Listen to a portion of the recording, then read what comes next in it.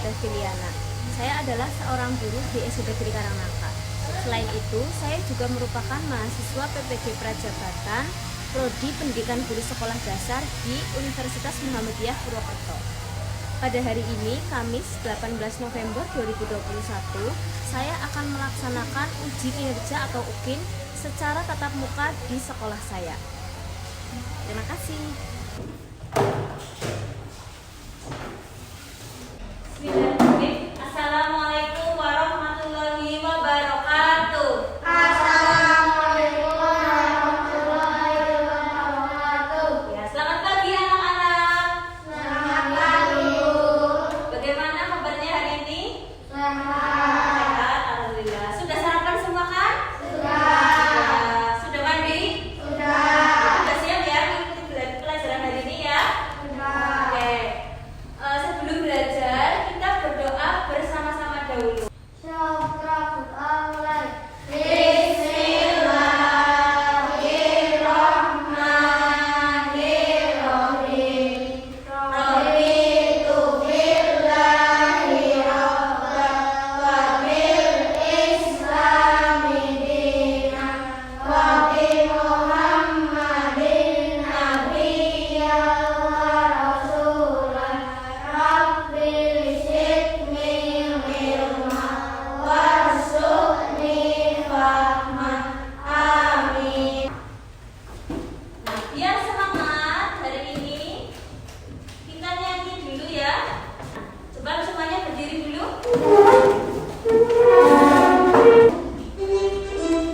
Berdiri yang bagus semuanya. Jelas Agustus tahun 45, itulah hari kemerdekaan kita. Hari kemerdekaan nusa dan bangsa, hari lahirnya bangsa Indonesia. Merdeka, pagi merdeka tetap merdeka, selama hayat masih di kandung badan. Kita tetap setia mempertahankan Indonesia. Kita tetap setia membela negara kita. Oke, cukup. Silakan duduk kembali. Hari ini kita akan belajar tema 4, berbagai pekerjaan, subtema 3, pekerjaan orang tuaku, pembelajaran yang pertama. Nah, tujuan pembelajaran kita hari ini, nanti kamu akan melihat dongeng yang Bu Guru tampilkan di PowerPoint. Setelah itu, kamu menemukan unsur-unsur cerita dalam dongeng yang Bu Guru tampilkan. Tujuan yang kedua, nanti kamu akan berdiskusi kelompok. Jadi ada 8 anak ini, kita akan berdiskusi kelompok menjadi 2 kelompok. Yang keenam, nanti kamu akan guru tampilkan gambar. Nah, kamu menguraikan dampak pemanfaatan sumber daya alam dengan tanggung jawab. Dan yang terakhir, setelah diskusi kelompok, kamu menunjukkan upaya pelestarian sumber daya alam dengan percaya diri. Tahukah kamu seorang pendongeng? Tahu tidak? Apa ya yang dimaksud dengan pendongeng? Yang keras cerita. Iya, orang yang menyampaikan sebuah cerita atau dongeng. Iya, betul. Mendongeng itu pekerjaan orang tua Sani, temannya itu, Kim. Apa pekerjaan orang tuamu? Di kelas 4B adakah yang orang tuanya bekerja sebagai pendongeng? Tidak ada. Pekerjaannya apa orang tuamu? Oh, pedagang. Tegar, ayahnya kerja di mana? Oh ya, supir. Seorang supir bis. Oke. Nah, pekerjaan dari orang tuamu ini berbeda-beda. Sekarang kita coba membaca cerita pekerjaan orang tuanya Sani, seorang pendongeng. Mendengarkan dongeng sangat menyenangkan. Indonesia itu kaya akan dongeng. Coba, kamu pernah tidak mendengarkan atau menonton sebuah dongeng? Pernah. Pernah. Dongeng apa yang pernah kamu dengarkan? Kancil dan buaya. Apa lagi? Ada tupai dan ikan gabus. Terus apa lagi? Iya, kura-kura dan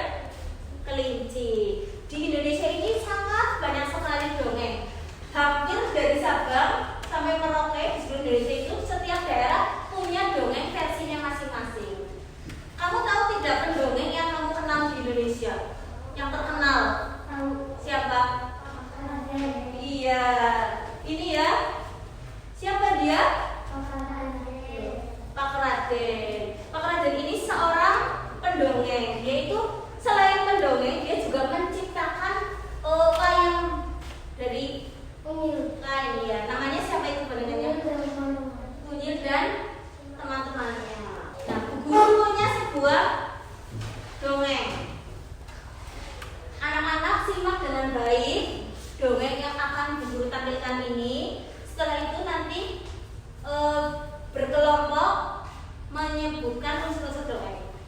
Jadi disimak baik-baik ya. Kisah semut dan belalang. Pada suatu hari di musim panas, di sebuah ladang di hutan yang rimbun, seekor belalang sedang melompat-lompat riang, berkicau dan bernyanyi sepuas hati. Sudah paham dengan cerita dongengnya? Sudah paham? Ya. Nah, di dongeng tersebut ada unsur-unsur cerita. Apakah kamu masih ingat apa yang dimaksud dengan unsur-unsur cerita? Masih. Apa saja yang unsur-unsur cerita itu? Ada judul, tokoh, ada sifat tokoh, awal dan akhir cerita. Yang terakhir pesan moral atau amanat. Tokoh, apa yang dimaksud dengan tokoh? Iya, orang-orang yang ada dalam cerita. Kalau di tadi tokohnya berupa apa ya? Berupa hewan. Jadi tokoh cerita yang berupa hewan itu dongengnya bisa juga disebut dengan fabel. Yang terakhir ada pesan moral. Apa sih pesan moral? Amanat adalah suatu hal yang dapat kita pelajari dari dongeng tersebut. Tadi tokohnya siapa aja ya? Bagaimana pendapatmu tentang cerita tersebut? Menurut kamu ceritanya bagaimana? Seru, terus menarik. Kenapa menarik? Karena menceritakan apa tadi?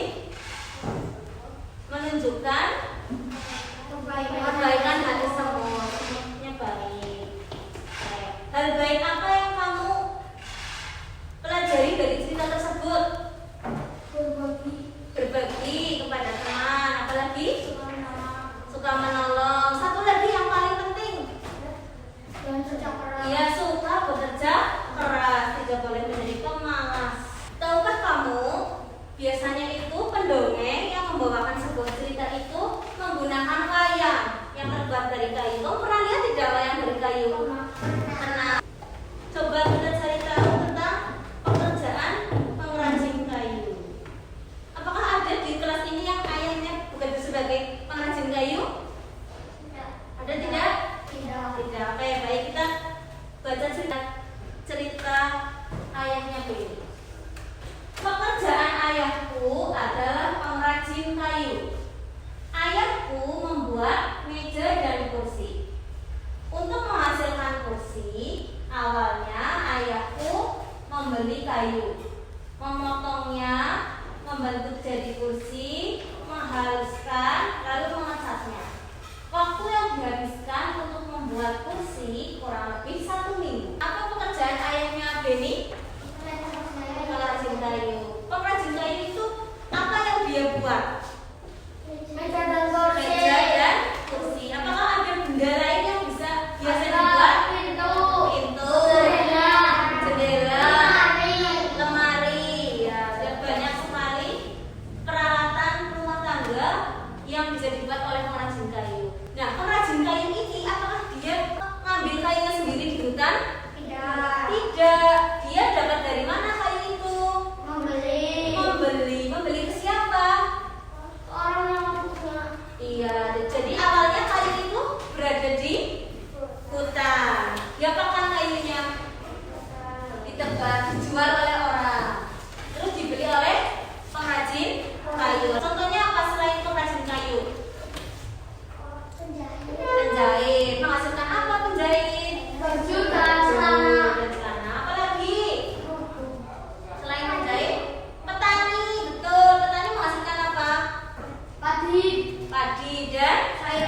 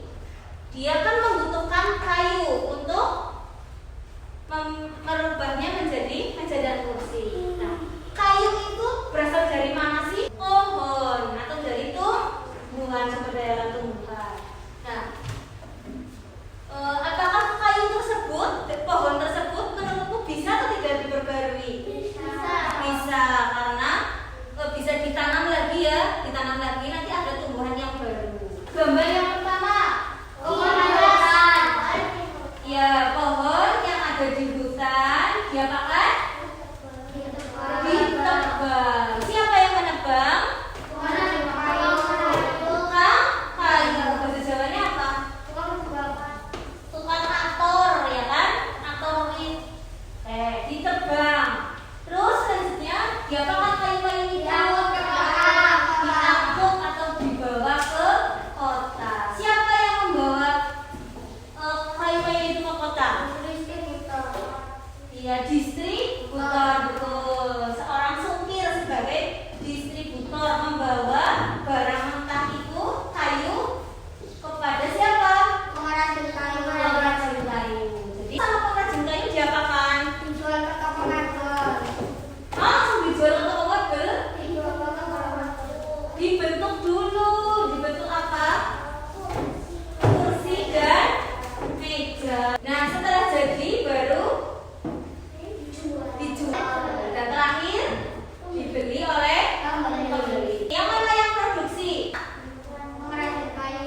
Ya, ada dua di situ. Yang pertama dulu menebang pohon jadi kayu. Itu namanya dari barang mentah jadi barang setengah jadi. Dari pohon menjadi kayu. Ada lagi satu lagi yang mana? Pengrajin kayu. Itu dari apa? Dari barang setengah jadi dari kayu menjadi meja dan kursi. Ya, betul. Produksi. Orangnya yang melakukan namanya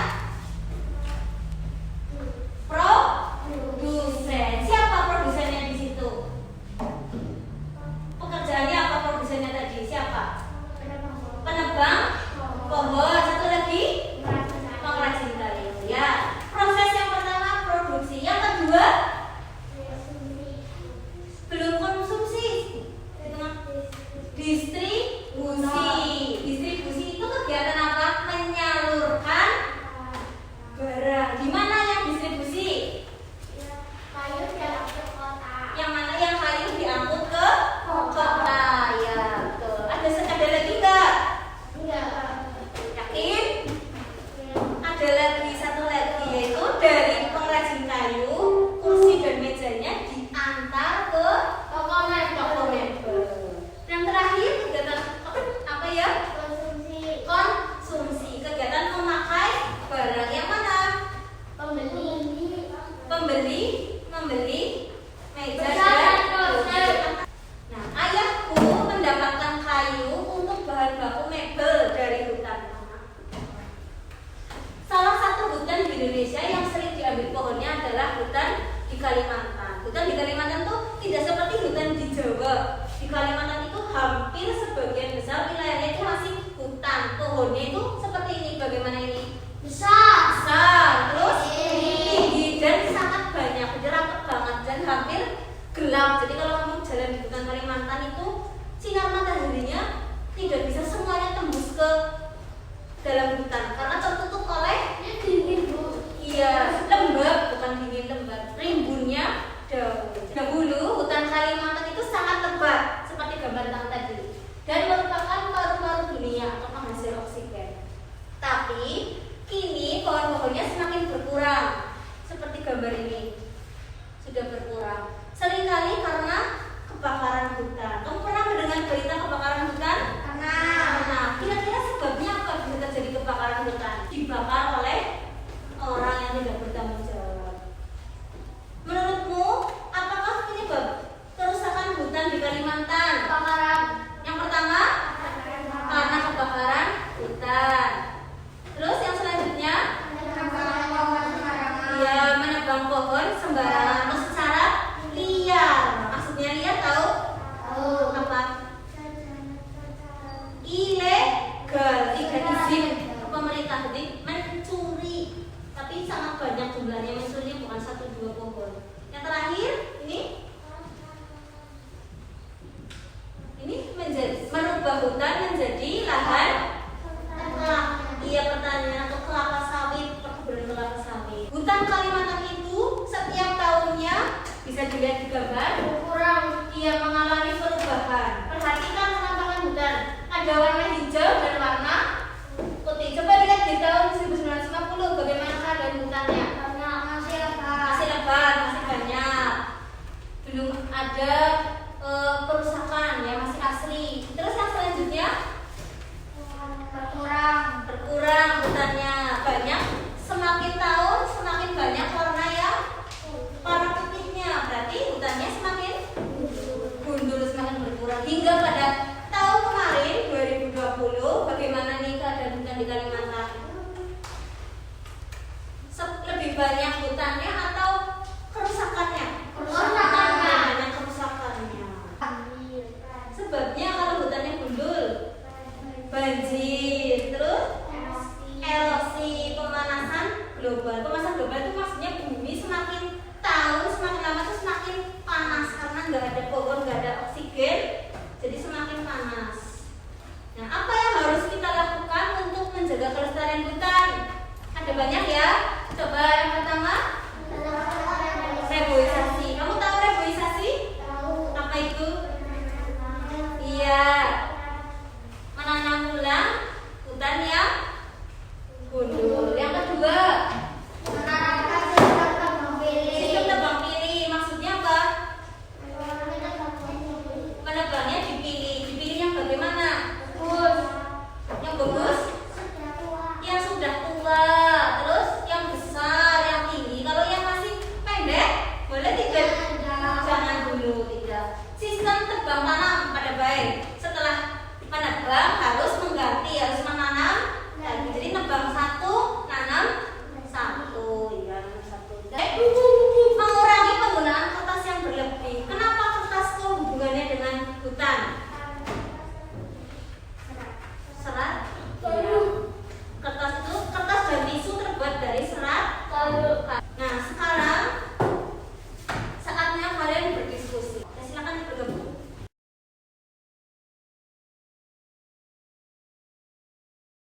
Mengerjakannya bersama-sama ya. Yang menulis boleh bergantian. Jangan lupa sebelah kiri atas diberi identitas, nama kelompok dan nomor absen.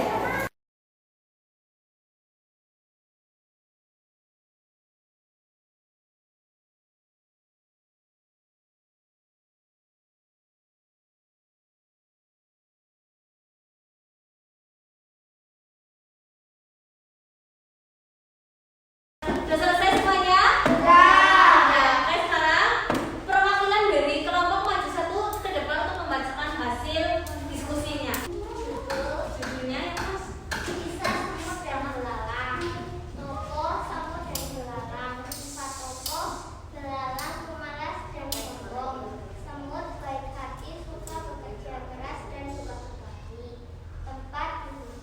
Sama apa tiga tadi? Nyalika?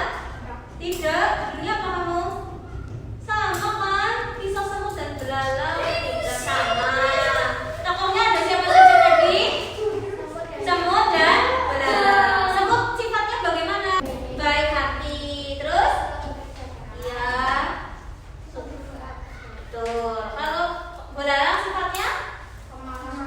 Awal ceritanya semut bekerja keras mencari makan untuk dikumpulkan karena sebentar lagi musim dingin. Belalangnya bermalas-malasan. Akhir ceritanya belalangnya kelaparan, terus minta tolong kepada semut. Pesan moralnya harus saling tolong menolong. Boleh. Kalau tegar apa itu pesan moralnya? Kita harus bekerja sama keras untuk mendapatkan masa depan yang Ya, harus bekerja keras untuk mendapatkan masa depan yang cerah. Oke, yang kedua, tegar. meja dan kursi bisa sampai 5 tahun. Pohon ditebang. Ya,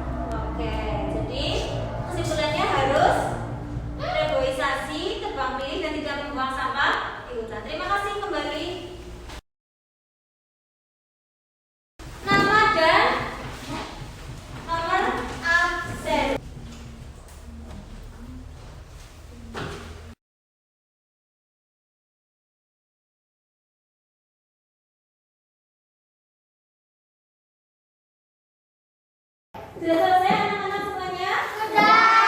Oke, sekarang kita cocokkan bersama-sama ya. Tidak usah ditukar, pinjam. Pegang punya sendiri aja. Kalau salah, pinjam.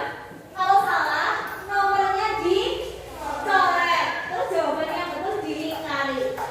Kalau yang benar, sebelah nomor sebelah sini diberi tanda centang. Tahu tanda centang? Tanda centang. Ya, setelah selesai, dihitung benarnya berapa. Ditulis B, singkatan benar, sama dengan hitung yang benar. Centangnya dihitung. S sama dengan yang salah. Yang dicoret, kalau ada yang salah dicoret, dihitung berapa. Oke? Sekarang coba nomor 1 dibaca mulai dari belakang, dari ayat. Ya, jawabannya yang mana? Judulnya yang apa? Apa? Dibaca? Ya, betul. Kalau jawabannya betul diberi centang di belakang soal. Ya, centang gede. Nomor 2, Alika. Ya, apa pesan-pesannya? Jawabannya yang